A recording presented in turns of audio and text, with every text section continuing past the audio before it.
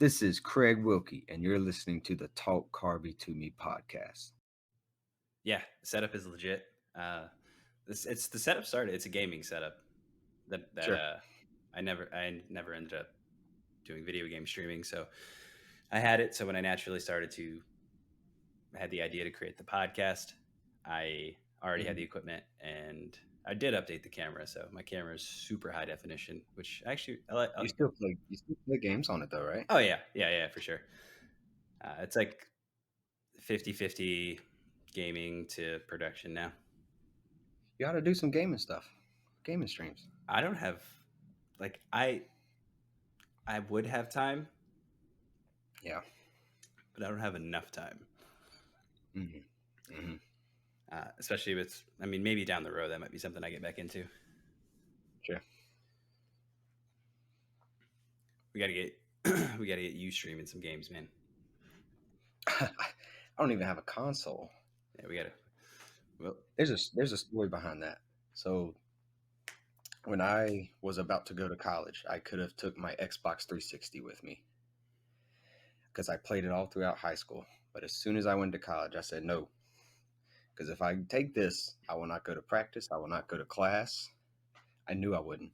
yeah, So I left it at home, and then I kind of grown out of it. yeah. I was like that, but the opposite. I always had my consoles with me, and I was about that life, to say the least. I love watching people play. I just don't like playing it. Makes sense. Yeah. So we're back with another edition of the Talk Carby to Me podcast. Today we have Craig on, a good buddy of mine, fellow trainer. Hello. Today we're going to dive into the ins and outs of bodybuilding, what that entails, how that might look different from regular training, and some other fun topics that come up along the way. So welcome to the show. Good to be here. It's been a while, Anthony. It's been a while. Yeah, I've been a ghost. I've been in my Batman era. That's good. Yeah, like this room is pitch black. I just have, studio lights and stuff like that. But yeah, I just hang out in my cave, just grind away. Making money, making streams. Yeah, I don't know. Just like I don't know about the money part, but we're making streams. we got projects. Yeah. Yeah. I really should get it like a talent manager. Not for me, but just to find people to talk to for my podcast. Dude, do you need that? Like, you could find people, right? Yeah, I can, and I do. You got connections, yeah. What if I run out someday? Like, you look at, not that this is a fair comparison, but like you look at like Joe Rogan, and he's like 2001 episodes deep, and it's like, how do you know that many people? That's like 2,000 people. Wow. That's a lot of folks. I think the more you make them, maybe the more you meet, or the more you know, or the more you get. That's what I think. Yeah. And nonetheless, it's been a fun thing. Absolutely. You got to get David Goggins on the podcast. That'd be like a dream guest. Can you imagine? Dude, just the intensity level, like the unnecessary intensity that he would bring into the studio would be... You wouldn't have to say a word. It'd be amazing. Just let him. Yep. Carry the logs. We can do that. Yeah, carry the logs, the boats. That motherfucker is wild. I love it. I love it. So, I forget, did I send you the video of the guy attempting the diet of the 21,000 calorie in a day, world's fattest woman? Okay. Sorry. So that's Eric the Electric. Yeah. Yes. Sam has followed him throughout her entire prep. Yeah. She never missed a video of him eating. Yeah. So I saw insane. Dude. So for those of you who haven't seen it, it's what is his name? Eric the Electric? Eric the Electric. So looks like a fitness influencer in the fitness world, I would assume. He goes through this diet, and I'll break the diet down for you in just a minute, but he goes through this diet. It's a full day of eating for this woman whose goal is to become the fattest woman in the world. And I can tell you, I can throw down some food. I can handle a ton of bullshit. I can plow through anything, right? I love junk food. Something I'm not shy about. I can get after it. It's okay. I don't do it. I Yep. don't do it all the time, but like you catch me at like a state fair or something like that, When you like do, you can. I'm going down. Hmm. Right. I'm Yep. gonna put that work in. Watching this video after about the fourth item, like I was grossed out. Oh, you're And done. Yeah. and I'm not one that's generally, too grossed out by food. The only thing that really gets me are like those mukbangs where like the octopus is alive and there's like ink shooting everywhere. I'm good. I'm good. I'm good. Yeah, it's a strange category Oh, of the internet there, a little dark corner there, but shit. especially when they're alive. Like I don't know. I don't want to eat things that are alive. Nope. But yeah, so this diet is just absolutely absurd, and it's almost impressive that any single human can consume this much food. Do you know how many calories it was? Do you remember? I believe he said it was 21,000. And I was doing Oh, some research on this. So this woman's her name is Suzanne Iman, and she's like, I guess in the cult, maybe the cult's the wrong word, the tribe of people that like supersized big beautiful women. I guess that's a sure. category now. Thousand She pound sister. Yep. yeah, she's got some popularity there, Sure. and her goal. So she started this out around 32. Her goal is to reach 1,600 pounds Oh my as a person. Like, god. so this isn't like we're like accidentally creeping in because we don't have lifestyle interventions. This is like Sure. this is the plan that I'm doing. And Oh my like gosh. you think of like that Kobe Bryant meme where it's like this at the start of the summer, this is the plan I'm doing. I'm not Yeah. negotiating with myself. Like job's not fit, Yeah. right? It's like that whole thing, but like just to just get as fat as possible. Gosh. How many more? How much more weight? More weight. You know that commercial with Yeah. him and Kanye. More weight. More weight. Oh my Yeah. gosh. So she's looking at progressive overload, obviously, and calories and stuff like that, right? So she's looking to go from about 22,000 to 30,000 a day. And according to her, by the age of 41 or 42, she'll reach her target weight of 1,600 pounds. She lives. Yeah, and she's 5'8". Yeah. God. Who's in her corner backing this? Like, is it family members? Is it So friends? that's Right? She can't be alone. right. So that's the thing. So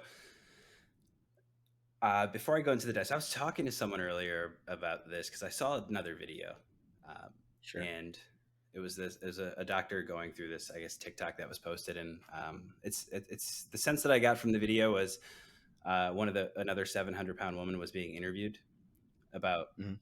with daily life, like what that was like just I'm not sure if Yeah. it was another doctor that was kind of like a questionnaire or something like that, but she was saying that she doesn't have the ability to wipe her own ass. So what Yeah. she does is she goes to her local 24-hour fitness or anytime fitness, and she sits in the hot tub and lets the bubbles do all the cleaning for her if she doesn't have someone around. Oh. Oh. So, Yo. so if you are someone who enjoys the occasional hot tub stroll in your local gym, you might want to rethink that. Think about that. Yeah, Oh my gosh. yeah, wild. So when you talk about like support systems, so obviously in fitness and nutrition, you got to have a strong support system.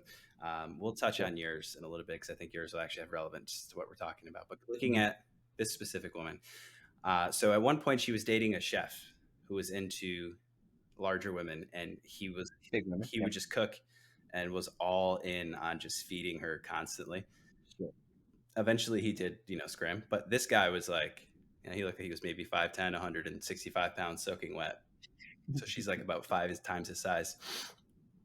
And like he was just all about feeding her. I'm sure he was testing recipes, which as a chef, I mean, you have That's pretty good. much a huge garbage disposal that you can just throw Yeah. ideas at. So going through this diet, right? The day starts out with 4 to 5 donuts. Then then it proceeds into a 7-egg omelet with a cup and a half of cheese and an entire package of ham. It's it's not too specific on the kind of ham. Is it sliced deli ham? But I'm assuming Deli. you're probably putting in there's probably a pound of ham in there. Easy. Easy. You've got 4 to 5 potatoes made into hash browns Sheesh. and a full pack of bacon. Oh, And that's just meal one. after the 4 donuts. Yeah, that's literally that's meal one. So from like, there's definitely protein there, right? But that's from Sure. sodium, fat content. That's an insane amount. That's like a full day of eating At 8 a.m. at 8 a.m. Whenever she wakes Wow. up, it doesn't specify. The Wow. next thing kind of threw me for a loop, but almost to the point where I kind of want to try it. Like, I'm not opposed to, like, if I was at a fair and this was an option, Mhm. I wouldn't like be opposed to it. 4 corn dogs, all dipped in nacho Mm. cheese, Doesn't sound bad. right? Then she Mhm. moves on to a full bag of potato chips. What kind is that? It doesn't say. I believe in his video he ate a bag of Doritos when he was going through Oh, it. So maybe he was aware that it was Doritos. I'm not sure. But tomato there, followed by a couple of strawberries, of course, for good measure. We need micronutrients in health. there. Health as well. We then move on to a large pepperoni pizza, Oh, 2 bowls of vanilla ice cream, a bag of peanut M&Ms, 2 bacon cheeseburgers. Right. Then next up, you have an entire box of mac and cheese. this is lunch, right? This is I think lunch. we're in the lunch. We might be at like lunch too. Because I think a large pepperoni pizza. I mean, you could probably split that into like 3 meals. Easy. Right? And then again, we don't want to lose out on key vitamins, micronutrients. We've got 3 bananas. Oh, very nice. Yeah. Potassium. Then we have 6 avocados, blended into guacamole with an entire bag of tortilla chips to go along with it, Oh my gosh. and 10 fish tacos. Right? Oh, Followed by a meal of rice and beans. Then we get the full, when you go to the grocery store and you see the honey buns, like the little Debbie, and like the sure. packaging, they're Have you seen like what, maybe 6 or 7 in the packaging. She eats the entire box. box of honey Then buns? she eats another box of Hot Pockets, Oh my god. followed by an entire bag of pepperoni. Like just straight Straight pepperoni. pepperoni. Oh Like, now, I god. like me some pepperoni. Like, it's not Sure. uncommon, for there to be some pepperonis in my fridge. I might tear down like 4 of them. That's a whole Not 4 package. bags, but like 4 slices. But Oh, so like jeez. looking at this entire thing, I mean, obviously for me, you lost me at the corn dogs. I would Yeah. have been Mhm. full for the whole day. That's it. Yeah. But that is just absolutely insane. So, do you think you could eat this day? No, no shot. I watched Eric's video of him eating it. Um, the 4 or 5 donuts would have been a rough start for me because I would have killed my stomach. Yeah, So after that, I'm not eating for a while because I'll either be in a sugar coma or I'll be on the toilet the rest of the time. So it's funny how she gets all that. So she obviously didn't start out eating all that. She had to build up to it, yeah, right? So I wonder what her diet was like before getting to the 20,000 calories a day. yeah. So, Like maybe she did. What do you think? well, I did some research on the matter. So, one of the things that we've talked about, and obviously as nutrition coaches, you kind of see it, bad habits that are caused as that become crutches when you have life trauma Sure. going on. So from the gist of what I Yeah. got looking into it, wasn't the best family growing up. They had some poverty experiences, had some troubled times with job loss and the parenthood and stuff like that. So by 15, 16, she was already about 180 to 200 pounds, and they were like trying to like, hey, maybe you should get healthy, you should exercise, but she kind of refused to. So that just kind of carried into adulthood. Eventually, Mhm. she was around 500 pounds or so. She met Dr. Phil. Mhm. And this is kind of how people know about her. Dr. Phil was like, hey, what the hell is going on here? Like, we need to work on some stuff. And Sure. at this time, she was dating the chef guy, I guess, and he was Yeah. helping her. kind of go through and like feeding her and stuff like that. And they're like, hey, what is going on here? Because that in itself is alone toxic, right? You talk about support Sure. system, that what this person, these habits, they're going to kill this person. It is Hmm. a fact. Obesity will kill you, period. Absolutely. It's Yep. indisputable. Yep.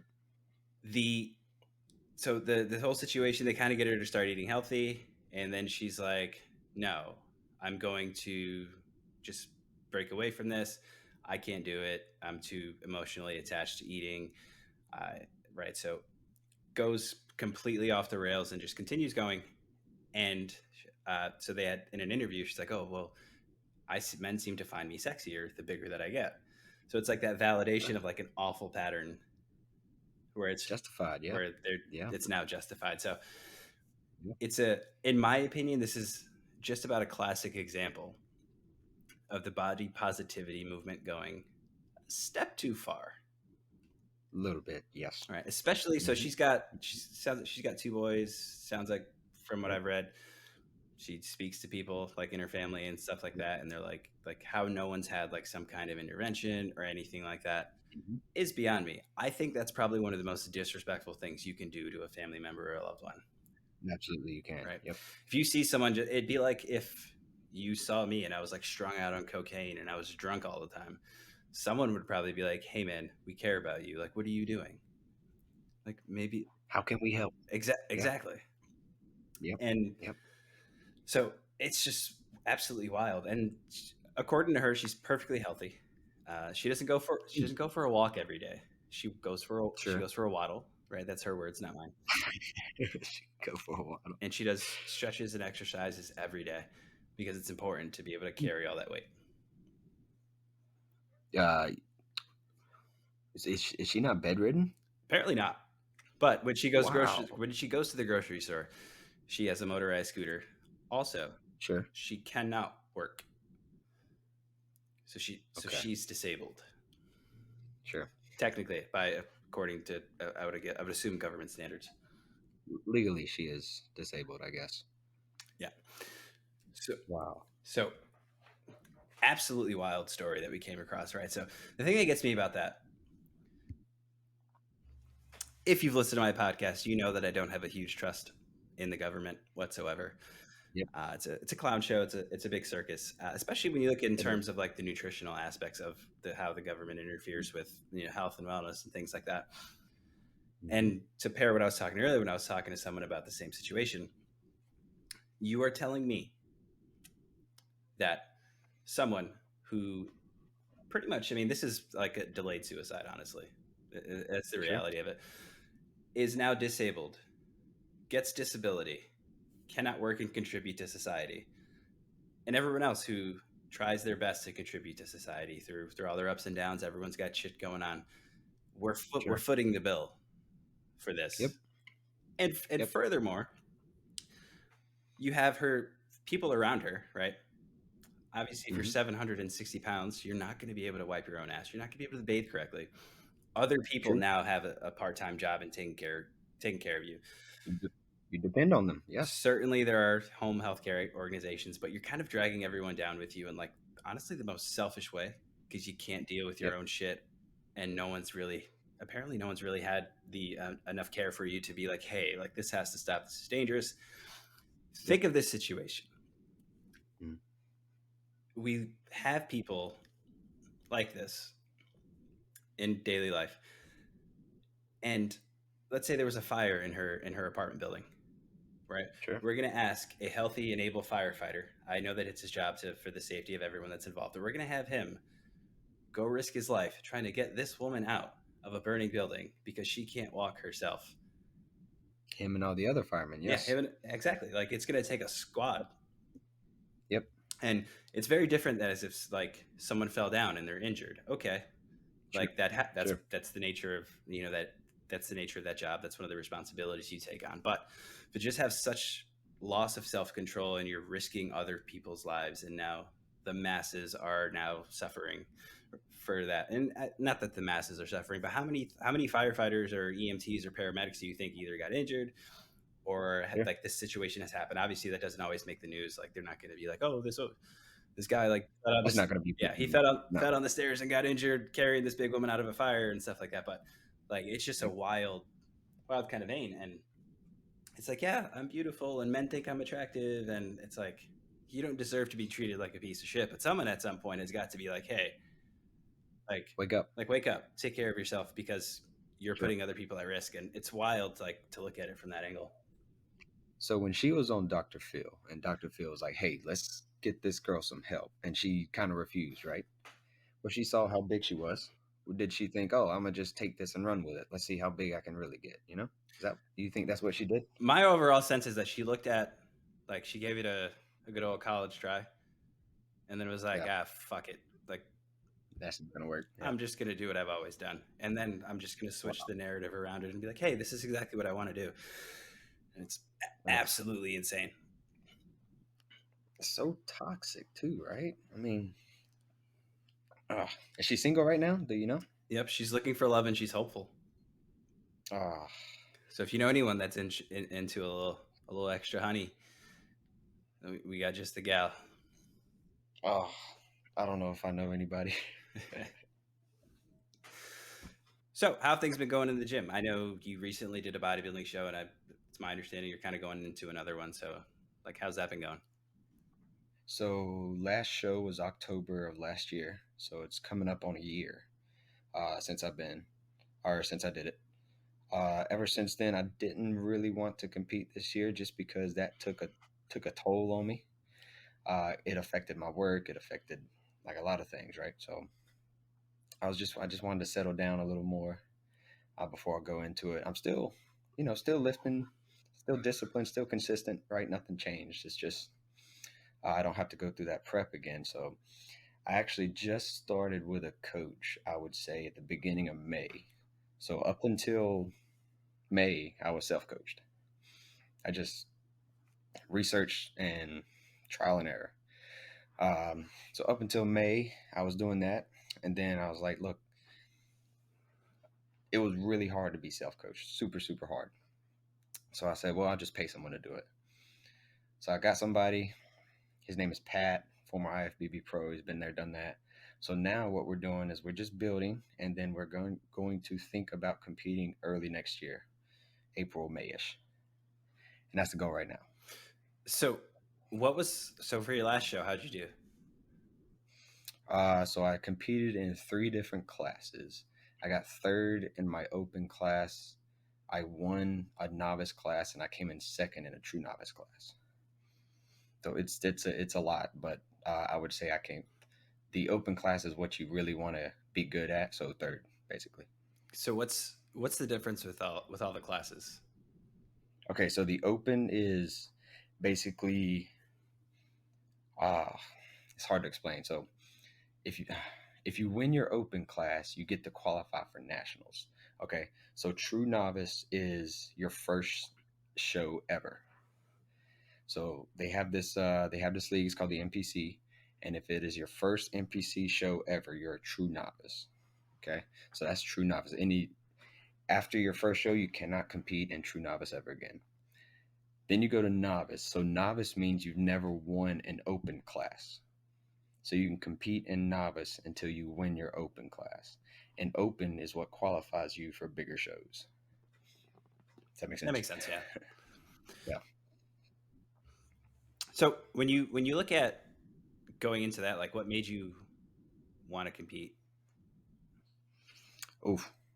Oh gosh. I think it goes back to kind of being a former athlete. I always loved competition. I always loved training. I always loved competing against guys, whether it be football or track or now bodybuilding. I don't know. I just feel like I think competition is good. Um, and I just feel like when I was playing sports, I was kind of good in the weight room, kind of better in the weight room than I was on the field. So I was like, maybe I can do something with this. So when I first started taking it serious around 22 years old after college, and I was like, well, maybe I can take something. So take this somewhere. So I don't know. I just like competing. I like feeling like beating. I don't know. I like beating people.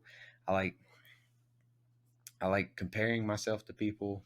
I like that, It's hard to explain. Oh, you're explaining it perfectly fine. Yeah, I'm a big believer. Everyone needs competition.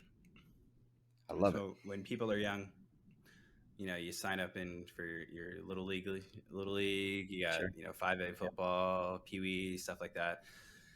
Yep. Obviously, middle school, high school sports, collegiate sports. For a lot of people, it ends in high school. Some people, right? If you you know you were good and you made it into academically and just your sport, and you made it into the Mhm. college level and playing, and then it just stops. So you've kind of been bred to compete, and for most of your Since life, I was and then small. suddenly it Yeah. just stops. Sure. And then obviously the competition becomes different, where you're competing for different jobs, you're competing in the Sure. marketplace, you're competing at work, Yep. you're competing Business. businesses, Yep. everything is competition, right? So Yep. for some people though, it's kind of like forced upon them, as opposed to you're choosing a competitive avenue to kind Sure. of keep that channeled and stuff like that. So I think it makes perfect sense. I love it. I love it. I think competition brings out the best, whether it be business, sport. I mean, you name it. I think competition brings out the best in you. Yeah, for sure. It's if you look at just the human instinct of going to the gym, if you go to the gym alone, you might be a special kind of savage. But for just Sure. about everyone, you will train harder if you have a partner with you. Absolutely. Like when I work out by myself, my lifts are very different than when I work out with you, or when I Absolutely. work out with Johan. They're different. Like Yep. it's that old saying, iron sharpens iron. Literally. Yeah. Literally. So getting into bodybuilding, right? You're done with school, you get out, you're going into lifting. Like what what makes it different when you're training for a show and you're in the gym Mhm. versus if you are just the regular guy, you just started working out and maybe you want to shed a couple pounds or you want to get back in shape or get in shape. Mhm. Like what are the differences when you look at like what you end up doing in the gym and that whole process over that what is usually can be up to a year long process? Sure. I think there's levels to this, right? So some people just go to the gym, work out. Maybe they want to build muscle. Maybe they want to lose weight. They don't really know. What bodybuilding does is it gives you a certain goal, right? You want to do this show on this date. Well, this is what you're going to have to do to do it. So it just puts everything in a bubble, right? And if you want to be good at it, you can't really do anything outside of that bubble, right? So if someone's just kind of average, just kind of lifting, maybe they're not tracking their progress, maybe they're just doing what feels right, maybe they're messing up their diet on the weekends or going out with friends, whatever it may be. If you start a bodybuilding, if you want to be any good at it, you're not going to do any of that stuff. So it just kind of you know what you have to do, and it's in this little bubble, and you have to stay in that bubble. It's consistency, it's discipline, it's everything, So I feel like that's the biggest difference. It just puts everything you need to do in a little bubble. And if you stray outside of that bubble, probably not probably not going to do so well at the show. Yeah. So a typical day in the gym, when you look at Mm. your regular your regular gym goer versus when Yep. you're training for a bodybuilder show, like what's it like? Walk me through that program, what that might look like. So a perfect example, you're a trainer, you have clients. So I'm Mhm. pretty sure you got a guy in your roster that's like, hey, I'm just trying to get back in shape, maybe shed a couple pounds. Like, what do you Yep. do with him versus like what your day might look like on the same kind of like body parts? Sure. Sure. So it's going to be kind of a different split. I do think it depends on the person and how advanced they are, right? So if this guy's just a brand new to the gym and he hasn't really done much in his entire life, it's going to be a lot of basics, a lot of building the foundations, a lot of just getting him to move correctly, right? Um, if he wants to shed a couple pounds, it may be just cutting out some bad stuff in his diet. Maybe not changing anything, just hey, stop drinking sodas every day, and you take it slow, just kind of like that. Um, as far as for me, or as far as like a competitive bodybuilder, they already know how to move. They already know how to feel the muscle. They already have good body mechanics. Um, so it's just going to be a lot of more. I don't want to say isolation because you do a lot of compounds, right? But it's just going to be more focused on the certain muscle you want to train. So if I'm training this guy and he says, "Hey, I want to lose 10 pounds," probably not going to give him a chest day, shoulder day, arm day, leg day, back day. It's going to be a lot of the basics. So maybe a full body day 3 days a week, maybe upper lower split 4 days a week, something like that. Um, but if you're looking at a competitive bodybuilder, they're going to have days where they work on muscle groups that they need to bring up. They're going to have days where they something is already advanced on their arm, right? So maybe their arms are super big and they need to bring something else up. They're not going to have an arm day, right? So I just think it's a little more specific. Maybe that's the right word. Yeah, As far as for a competitive bodybuilder versus the average Joe. for sure. So I've always looked at it, and again, I have a huge amount of admiration and respect for anyone that competes a bodybuilding show. If you Sure. look at the results, pictures, screenshots, the stage photos, Mhm. like the dude that comes in last place or the woman that comes in last place, like they're absolutely like shredded to the gills, right? And Yep. it's an insane amount of dedication and Crazy. sacrifice to get there. So Sure. huge props to anyone that goes through that.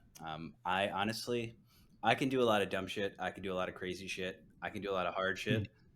Yeah. I think that's one thing that I probably would not be able to do, to be honest with you. Um, Is a bodybuilding show. huh? You don't think you could do a bodybuilding show? No.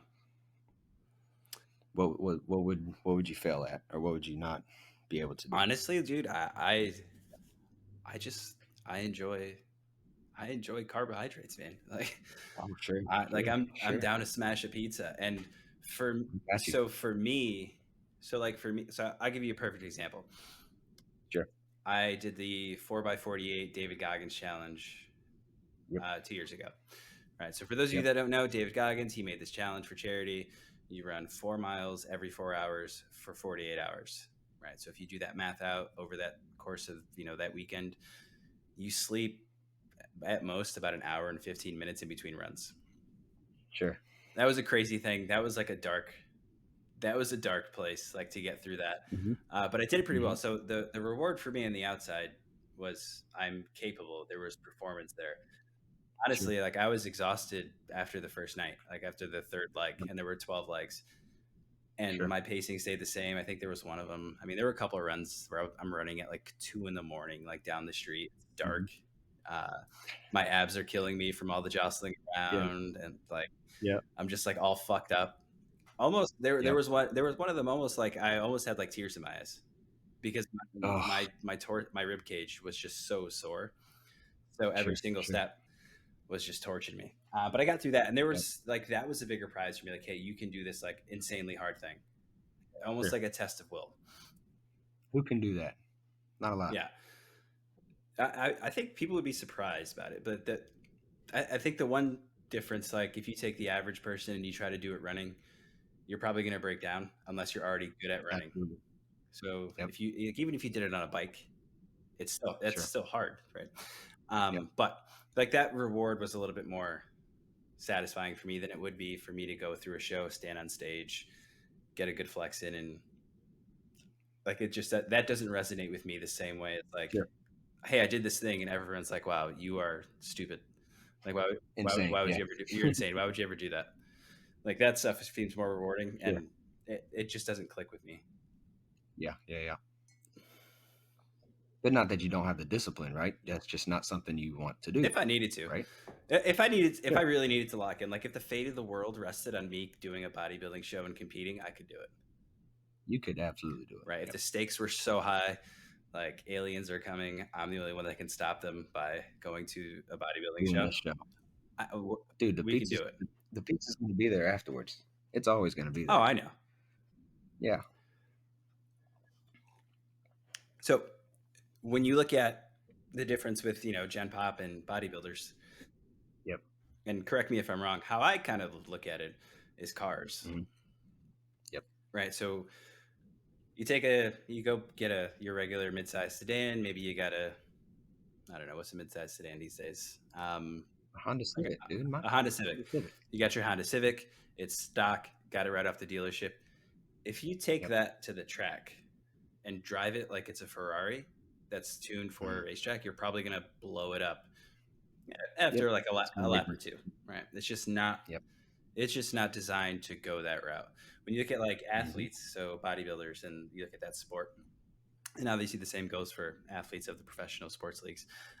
right. Sure. It's more of a Ferrari, and you can kind of push the limits a little bit. You can get more Sure. specific. So like you wouldn't be on a track in a Honda Civic and say, oh, the transmission's not shifting right. We need to switch up something in the differential or anything like that.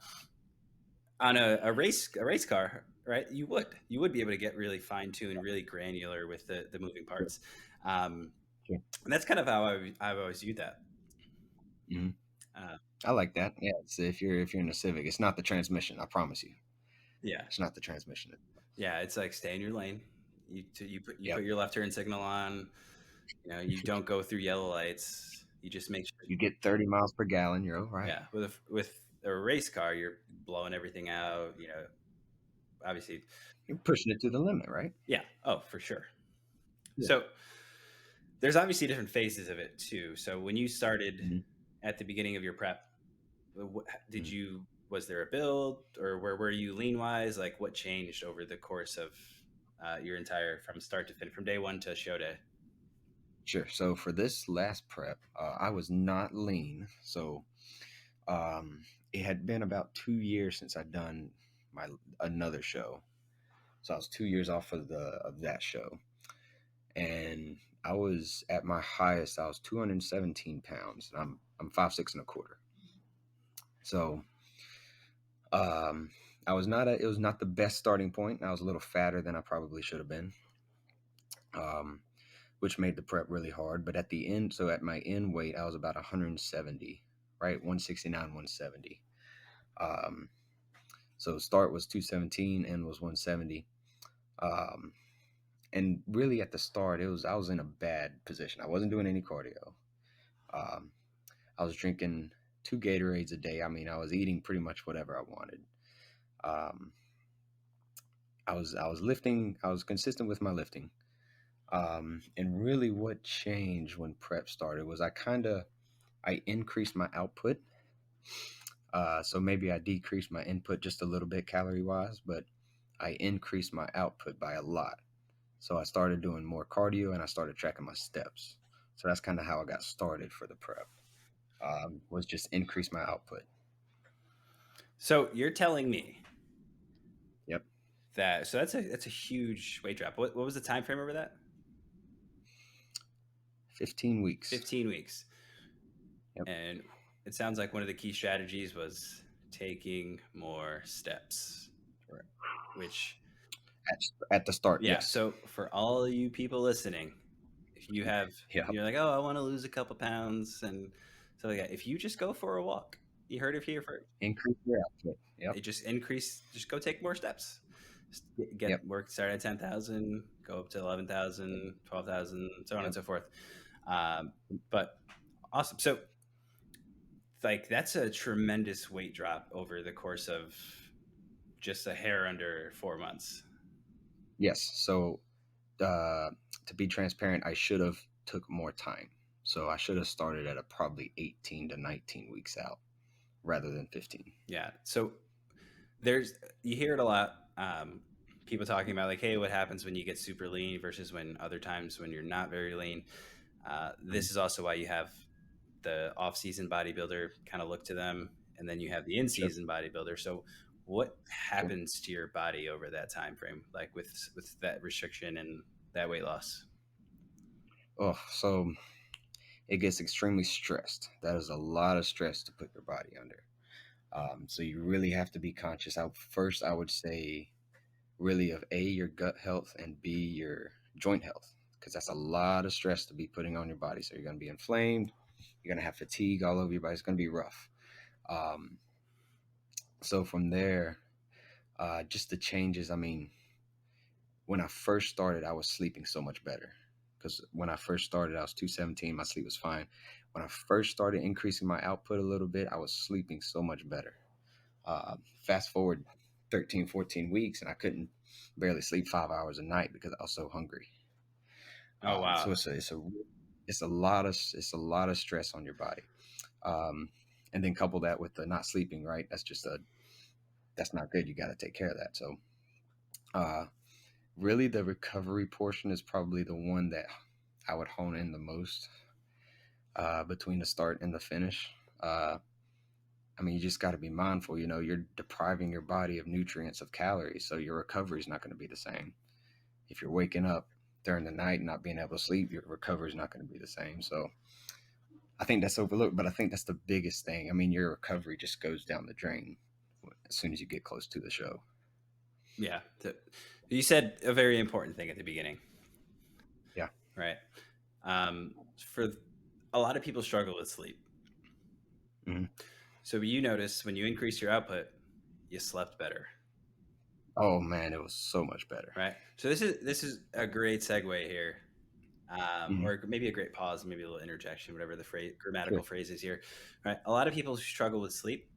The issue is often you need something to be tired from, Yes. right? Yep. So if Absolutely. you work out regularly and you're still tired, you're not working out hard enough, Nope. right? You need way more Nope. intensity, and that problem will work itself out. Yep. Personally, I'm kind of a night owl, but when I sleep, like Sure. we sleep and we get after it. Absolutely. So, uh, Yep. but so you're you know that meme where it's like, you ever been so broke you had to have air for dinner? Yeah. So are you telling me by the end of prep, your sleep was interrupted because you were having air for dinner? Because I was so hungry. I would literally, I would wake up. Uh, it would probably be 5 a.m. and I would wake up and I would just stare at the ceiling because I don't want to eat yet because that's just going to prolong my day and I'll be more hungry throughout the day. But I can't go back to sleep because I'm so hungry. So I would literally probably stare at my ceiling for probably an hour or so just until I get up to go eat because I was so hungry. And yeah, I mean, I could down water all I wanted to, right? But that's going to fix it for 5 minutes and I'm going to be just as hungry. So that was probably the last like 2 weeks leading up to the show. It was rough. Yeah, that sounds like you hear a lot of stories about people when they get to that phase. So Yep. like, so on day one, what was the day of eating Hmm. like Hmm. calorically, and what were your meals? And Sure. the show Hmm. day or the day before the show, like what's that? Sure. So day one of the diet, I really didn't change that much. I s- I cut out both the Gatorades, so that was an easy 300 calories right off the bat, and it's kind of easy to cut out because I don't really need the Gatorades. But anyways, I'll cut out the Gatorades. So breakfast, meal one, I was probably eating 5 meals a day plus a snack. So meal one would be, oh gosh, I'm reaching back here, probably 2 or 3 eggs, 200 grams of egg whites. I was eating a bagel for breakfast, so I would have a Thomas plain bagel. Um, I would have 120 grams of oatmeal with, I can't remember how many blueberries and some protein. So that meal would usually fill me up for a good while. That's a lot of oatmeal. That is a lot of oatmeal. Um, yeah. Meal two, or the next 3 meals actually, was 6 ounces of chicken and 300 grams of rice. So that was my next 3 meals. Um, I would season the rice and the chicken. I would just put ketchup on it. That's kind of it. So So you rice, chicken, and ketchup. that was it. And mix it all together in a Tupperware. There you go. It was easy. That makes sense. So those are my next 3 meals. My snack normally was either post workout or if I had to work that day or whatever, I just got it in whenever I could.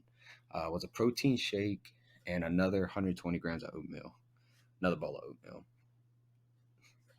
Um, and then my last meal was my favorite. So you're gonna look at me weird for this, but my last meal was 4 ounces of ground beef, 4 tablespoons of peanut butter, Mm. four whole eggs, and 200 grams of jasmine rice, and mix it all up in a Tupperware. It's actually not that weird. Fire! It was so good. So fun fact. Hmm. Actually, you know that I'm from New England. But in Sure. New England, when you go take the road up to, if you were to take the highway up and go through Vermont and you wanted to see foliage, there's a ton of breweries and they all have like food restaurants in them.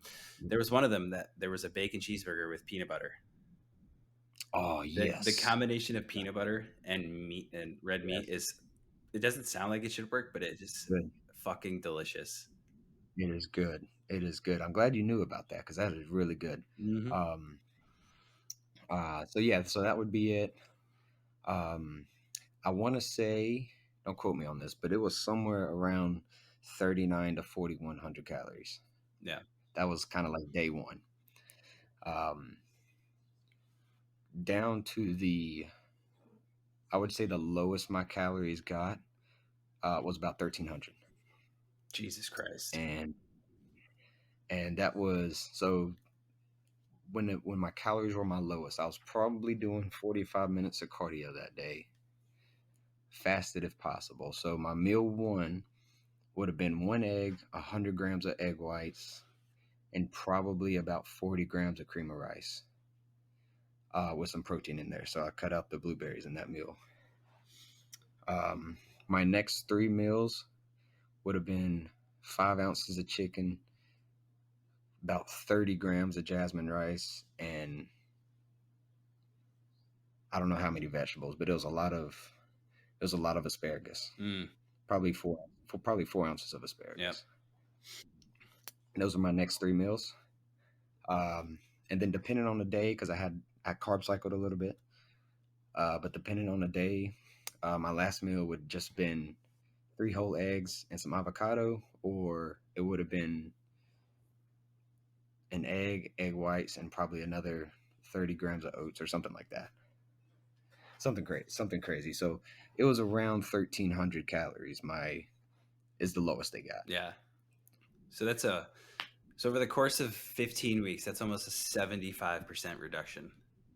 Yep. That is crazy. Yep. It was hard, right? It was hard. I was hungry, but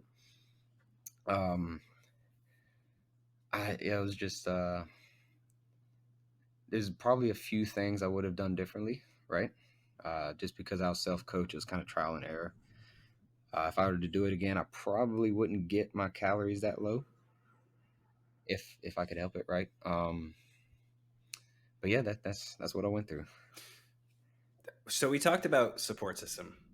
So Sure. Sam, your wonderful girlfriend, obviously is also a Yes. bodybuilder. Yes. Do you think you could have done that if you were dating someone that was not a bodybuilder? Cool. No shot. No shot.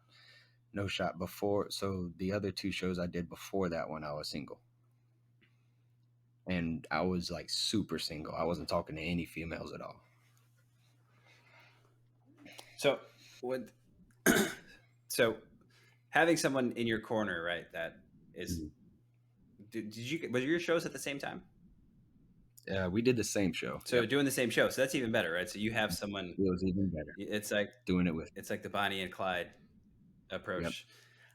It made it so much easier.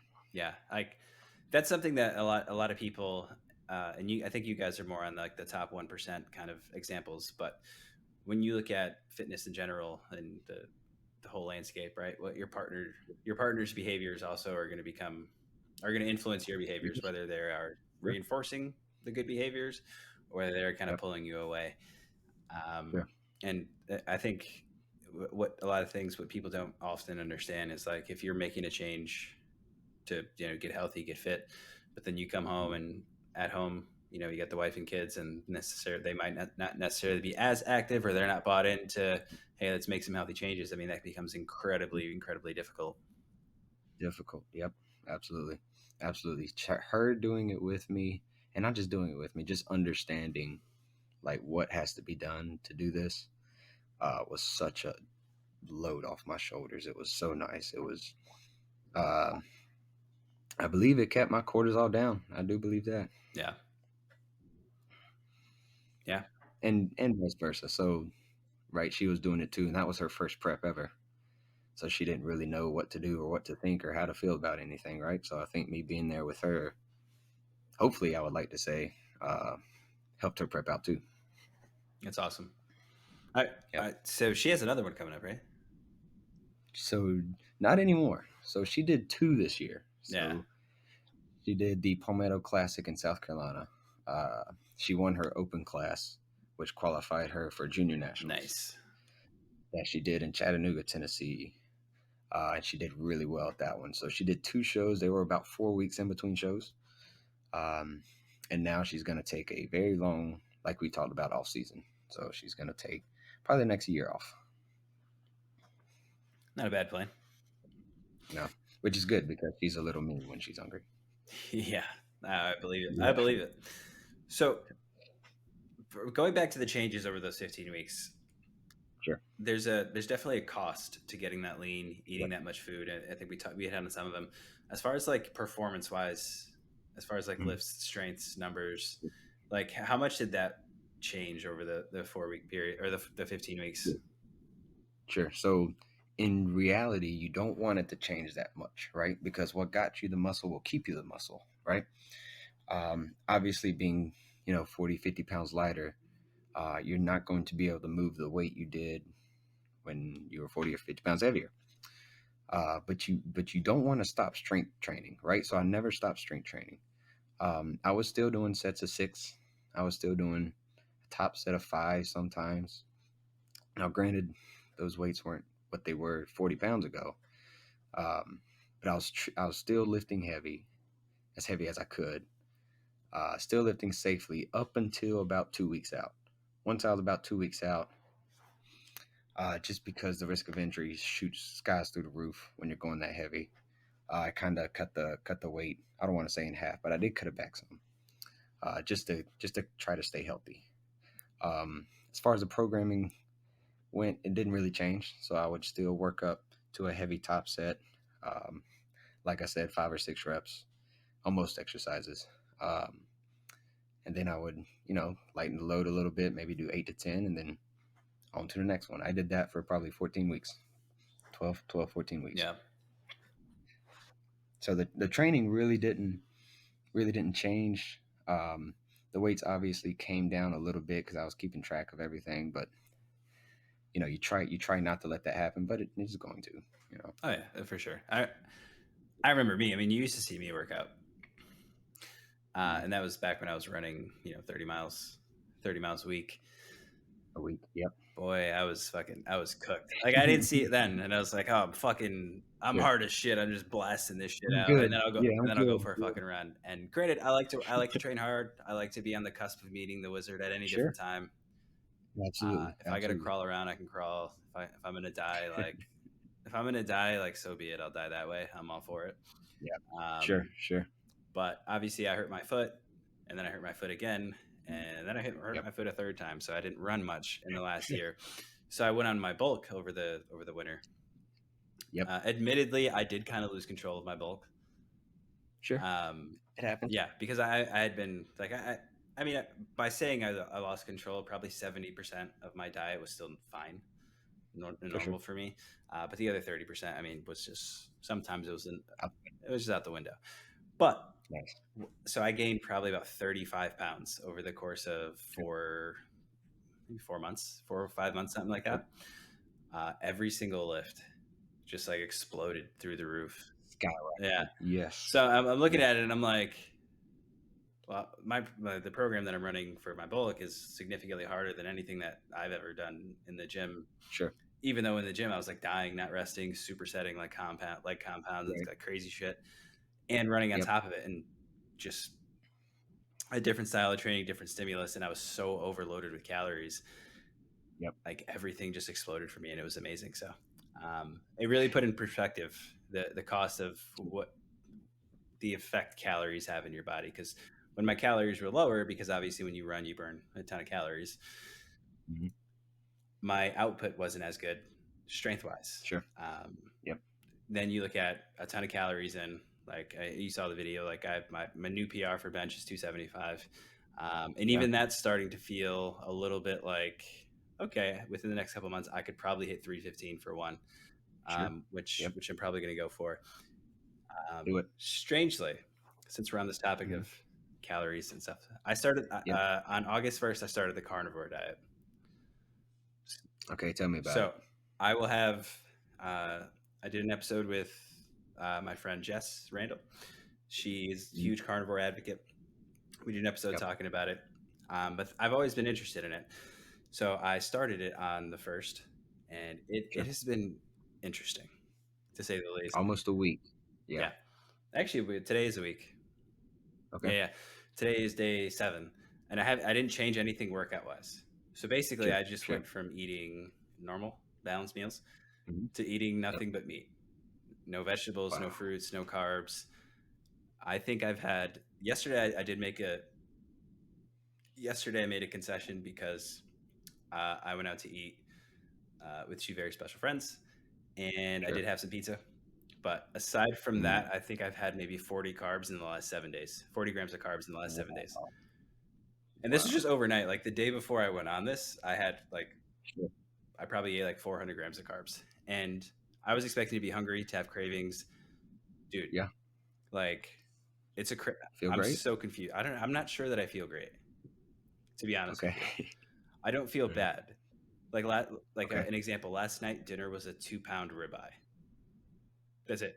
2 pound ribeye Ooh. and water, Ooh. and it Yeah. was Mm. incredible. And then the meal before that was like 20 chicken wings air fried, and then the meal Wow. before that was two turkey burgers.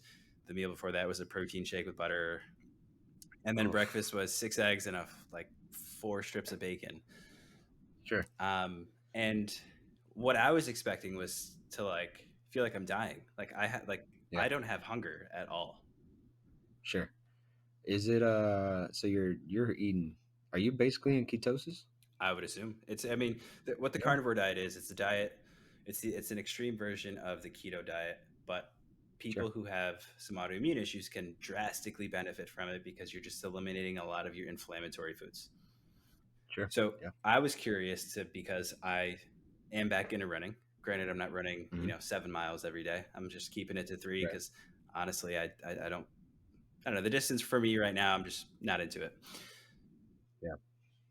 I've still been running every other day, Sure. and the runs didn't change that much. They actually felt better, like with no carbohydrates in my system. And then Wow. training wise, I kept it the same intensity. Sure. Uh, the only thing that I did notice today, exercises where like my top set was 5, Hmm. and I die. Like I know I can do 6, but I'm dying on like 5. That's Sure. shortened to like 3, right? Because obviously I'm Sure. loaded with Hmm. creatine right now. Yep. So I noticed that that's a little different. Like, so if I were to do something, like if I was going to bench for 20 reps, like that's Hmm. probably not happening at some of the higher weights that I'm accustomed to, at least right now. True. But True. Yep. it's very confusing. Like I feel like I think it's maybe mentally just what I know about nutrition and training and coaching and working with people's diets and helping Mhm. them. I don't feel as I expected, which is wild. So you used to drink carbs during your run, right? I used to drink carbs during my run, applesauce before. I Sure. mean, I was up to 400, like 400 or 500 grams of carbs on any given day. So can you tell in your runs now that you don't have the carbs during the run or before the run? Can you tell? No, honestly, No. like Yeah. and granted, my running has declined, obviously, of course, because I'm heavier and I've just been out Sure. of the game for a little bit, as because I needed to let my feet heal. But um, I actually felt a lot smoother, Yeah. and like Yeah. my sleep has been so much better. Like Wow. I have a Garmin watch that tracks like Hmm. stress, and I don't know how much faith I put in the electronic stress tracker. Sure. I haven't left, like it's on a scale of 0 to 100 since I started this. I haven't left the teens, Wow. and I've been working out, working. I started like so I have a training. So for those of you that don't know, I have Sure. a training company, I have a meal prep company, I have the podcast, and then I'm in school for a different fourth company profession, right? So like I have a Wow. lot of moving parts. My brain is kind of racked. I have so much more mental clarity lately. It's a little bit easier for me to focus in on stuff. Yeah, it's just been a weird transformation, and I'm Yep. not overly stressed out, but Sure. just doing a lot of stuff, it's impossible to not like when you have a day when you have like 7 clients in a row, like it's like yeah, like everything's all over the place. You were messed up. Yeah. It's Yeah. just been a Well, crazy experience. are you going to do it for the month of August, or how long are you going I'll to do it keep it for? for 30 days, and Sure. then I'll have my full assessment at the end of the 30. But it's Yeah. just been a very interesting first week, and That's I pretty don't cool. have the cravings that I thought I would, Sure. which is wild. And I know, like, I'm not counting calories, but I know that Mm. like I literally cut my calories probably by a third, Sure. and it doesn't feel like it at all. I fought, Are you tracking your Are you tracking your weight? no, I'm just tracking it off visual. I don't. I'm a big proponent of non-scale victories. I know for something Yep. like this, it's okay. I lost like 30 pounds on this carnivore diet. Like try it, and I know like for me, the way I looked at it was this is an experiment to see what it's about. For me, I Sure. care more about how I feel and how I'm performing than what my weight on the scale is. I know I'm going to drop. I've already dropped, obviously. Sure. I probably probably lost like a pound or two in that first week. Mm. But I'm definitely flatter. Like I literally like Sure. Sure. instantly, like there was no bloat on me, like Yep. whatsoever. I didn't even know that. I was like, oh, you're a little bloated. Like it just instantly went away. Especially like my face got less bloated. It was crazy. Oh yeah. Your gut, I assume your gut got less bloated too. Yeah, I'm not gonna lie. The first couple days, um, there were some horrors in the bathroom, but Sure. Oh yeah. yeah, that was a wild transition. But for the most part, I feel It's pretty I feel cool. good as new. It is a little tricky, like trying to eat because it's just kind of weird to like the steak's not bad, but if it's like the middle of the day and you're Sure. like, what do I eat? Do I just eat butter? Kind of odd. Yeah. um, Yeah. Yeah. yeah. So yeah, that's a wild thing. You should try it out. I don't think I'm going to try it out. Can I tell you what I'm eating right now? Yeah, go for it. All right. So since I've been working with my new coach, he's kind of been right. That took the thinking out of it for me. So I just do what he says. And right now we're pushing food, right? So I'm trying to gain weight. I'm trying to gain muscle. Um, so we're pushing food. So I have high days and low days, right? Depending if I work out or not. Uh, on my workout days, I'm having 774 grams of carbs. Holy shit! So I don't want to. I don't want to go carnivore. I don't want to go carnivore. Is that all rice and oatmeal? No, no, no. It's not all right. So I can give you some of the stuff here. I got cream of rice for meal one. So that's where most of it comes from meal one. I have this intro workout that I drink. Um, and in the intro workout, it's 150 grams of carbs during the workout. Ooh. So at first, I kind of like burped a lot, right, while I was lifting, but now not so much. Like it's just like another Gatorade I'm drinking, but it's 150 grams. So that's during the workout. Um, then I have 3 meals with jasmine rice in it. I have a sweet potato meal, and then at the end of the night, I have another cream of rice meal. Uh, and after everything adds up, it's 774 grams. That's wild. Yep. Um, it's like it was the first few times I did this, it was hard to get it all down, right? But I mean, I guess like the big girl we were talking about first, it's just progressively overloading Yeah, the carbs. dude, I'm gonna have to plug that into my fitness pal Sure. Yeah. because I think. Let me see something. Little Debbie honey buns, just so she's just as an Oof. example. A whole box. 6 months. That's a bestseller. I do love me a honey bun, dude. Honey buns are good. Uh, Imagine eating 6 every day though. all right. So one pastry has 26 grams of carbs, and there's six. It's about 150 grams. That's my intro workout. Yeah, that's wild. Yeah, Do you know if the donuts starting or day out were those Krispy Kreme or they're just like normal donuts? I don't know. That'd be good to know. Yeah, I'm not sure. You want to hear something crazy? Yeah. Speaking of Krispy Kreme and What's that? donuts and starting Yeah. your day with donuts. That When was I that. was in high school, so when I was in elementary school, middle school, when I was a young child, I had very bad separation anxiety. Sure. First starting at school, every little kid, it's a rough first couple times. You're out of the house for the first time, but that carried into my early teens. So it manifested in me as like really bad stomach problems, like Mm. IBS, like just a lot of real Yep. stuff, and I was like kind of nervous all the time. Sure. Obviously over the years, somewhere, that we changed that real quick. But so I was on the football team, Yep. and As a result of these stomach issues, I rarely ate at school. So Oh, most of the time, my first meal was at like 2 o'clock in the afternoon, or like I'd have like some kind of yeah, protein shake or like honey bun, or depending what the school lunch was, which I hated. I never even. yeah. Oftentimes I did not go to lunch. Wow. But there were some days where they would be selling like a fundraiser drive for like Krispy Kreme. Mhm. They drop off Sure. dozens of donuts, and the ROTC kids would sell them, and I would eat a dozen donuts in class, Oh, and then go to football practice. oh gosh. And that's the only thing you And had that all would be day. the only thing in my system all day, was just a dozen Krispy Kreme donuts.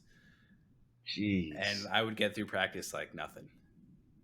Dude, it was Really? wild. Like I could Didn't even bother you. I couldn't do that shit now. Like today, like if I No, woke up today and had 12 Krispy Kreme donuts at like 11, first off, I don't think I could eat 12. no, But not in a row, if I man. ate them at 12 and then we went to practice at what, 2:15, and then we went and worked out at 2:15, I would die, which is Absolutely. absolutely insane looking back at it. Yep. Yep. You're built different. I don't know what kind of building that was, but dude, it was great. We'd be summertime practice, like it'd be warm. We'd be Sure. like game days eating donuts. Like it was crazy. Wait, yeah. Wow. Yeah. All right, man. So coming up right on time. It's been a great episode. I think one of the key takeaways, if there's anything that you take away from this episode, Mhm. um, big one is your support system and how important it is in the Absolutely. fitness world. Whether you're trying to lose weight, whether this is a new thing for you, whether this is something you've been doing for a long time and maybe you didn't have, a Mhm. support system around you and now you do, or you've been avoidant of the support system, mega, mega important.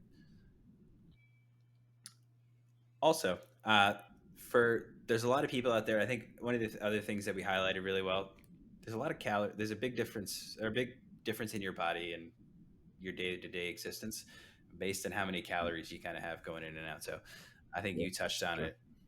You hit the nail on the head with what you're doing now versus when you were Mhm. going through your prep and cutting down that low, and kind of what Yeah. that experience is like. So, uh, we definitely appreciate that. Appreciate you having you on, and Absolutely. we'll definitely have to do this again sometime.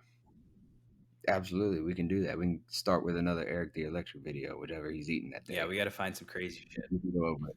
It's gonna be great. shit. Yeah. All right, man. Appreciate you.